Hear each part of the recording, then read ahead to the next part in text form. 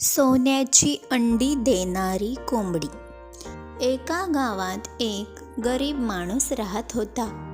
तो खूप गरीब असल्याने त्याच्या खाण्यासाठी घरामध्ये काहीच नाही.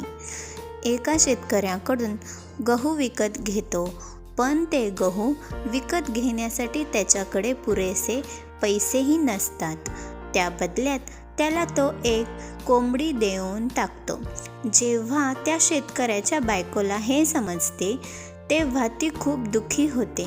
परंतु दुसऱ्या दिवशी सकाळी शेतकऱ्याच्या बायकोला रात्री आपल्या कोंबडीने सोन्याचे अंडे दिलेले दिसून येते. जादूची कोंबडी आहे ही, तिच्या लक्षात येते आणि ती सोन्याची अंडी देते. काही आठवडे असेच चालू राहिले. कोंबडी सोन्याचे अंडे देत होती.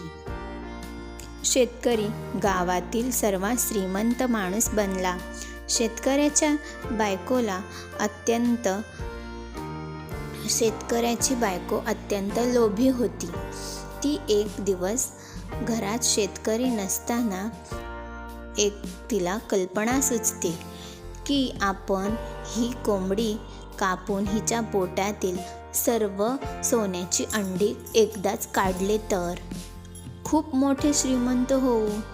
ती त्या कोंबडीला कापते, परंतु कोंबडीच्या पोटामध्ये काहीच निघत नाही व कोंबडी मरण पावते. तात्पर्य: अति तेथे माती.